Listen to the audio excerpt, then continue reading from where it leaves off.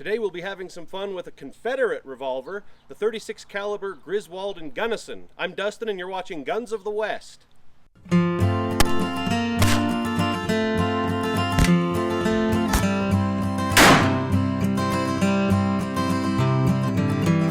Before the Civil War, Samuel Griswold and Arvin Gunnison were manufacturers of cotton gins in the South, and like a handful of other cotton gin manufacturers, they decided to turn their factory into a gun factory for Confederate troops.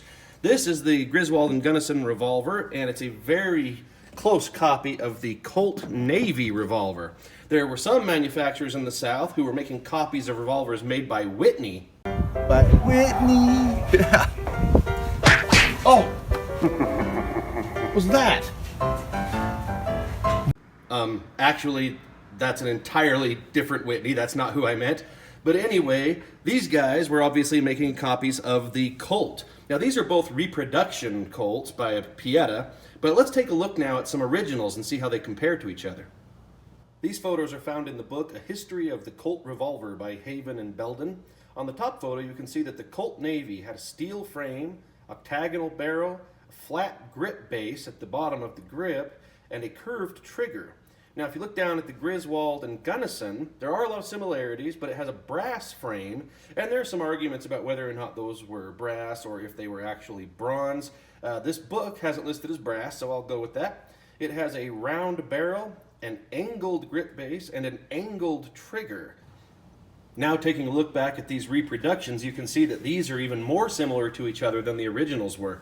They both have the exact same grip and grip frame, and they both have, a little dark to see, but the same curved trigger. I believe what Pieta is doing here on this Griswold and Gunnison is just using parts back here for the 1851 Navy. And honestly, I don't really fault them for that. That was supposed to be a copy of the Navy anyway, and the originals were close enough that I don't blame them for using the same parts. Well, now that you've seen this Griswold and Gunnison up close, why don't we get out and shoot the thing? Well, let's get the Griswold and Gunnison loaded up. The powder charge I'll be using will be 18 grains of the 3FG GoX black powder. I really want to prolong the life of this brass. The brass guns can possibly shoot loose with high pressures, so I'm not going to use any black powder substitutes as they generate more pressure, just real black powder. So here comes 18 grains of the 3FG. And for the projectiles, I've got these .375 round balls. So I'll put one of those, get that right under the loading lever or the plunger, and just ram that down. Looks like it's shaved a nice ring of lead off, so we know it's good and sealed. And I'll just repeat that process all the way around. Now, with all the chambers loaded, next step is I'll add a little bit of my homemade black powder lube to each of the chambers. This is a 50-50 mixture of beeswax and lamb tallow. And that's going to keep the fouling nice and soft. Tends to splatter when I shoot too, to keep the action running smoothly. For the percussion caps, I'm using the Remington No. 10 caps, and I'm applying them with my Ted Cash snail capper, which is an extremely handy tool. And if you'd like to get one for yourself, just check the video description down below. You'll find a link there. And I'll just add these caps all the way around. Now, with all the caps on, I'm just going to place my hammer on one of the safety pins between chambers. Now let's go take a few shots.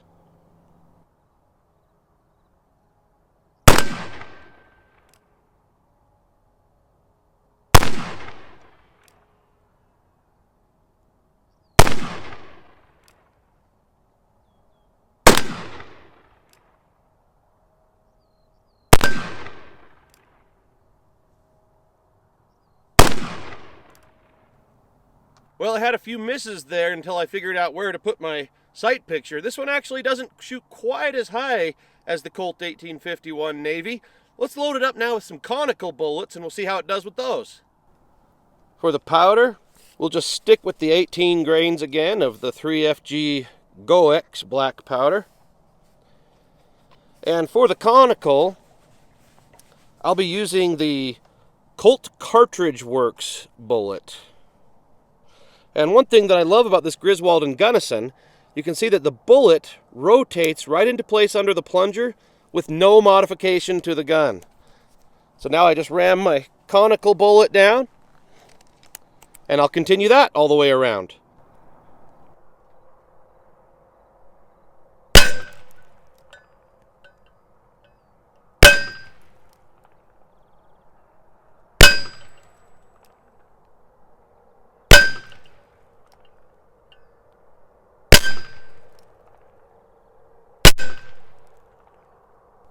Well, it looks like I got the sights now on the Griswold and Gunnison a little more figured out.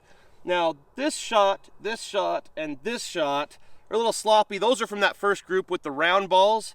And then I've got the others right here, these 5 grouped pretty tight. And one little flyer up there, I think we can safely blame me for that. And to aim this, I'm actually aiming right at the center of the bottom edge of the target. So it is shooting a bit high, and it seems to be even a little consistently to the left. So that might be something I try to adjust on my hammer notch a little bit later on that notched rear sight. But other than that, I gotta say I'm pretty happy with this little revolver. Why don't we go take a few shots now and give you some close-up looks at it.